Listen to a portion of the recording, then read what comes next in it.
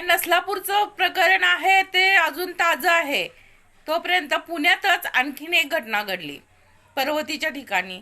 अशाच एका चिमुरडीवर 9 वर्षाच्या मुलगीवर अत्याचार करण्याचा प्रयत्न केला 50 वर्षाच्या म्हाताऱ्यानं।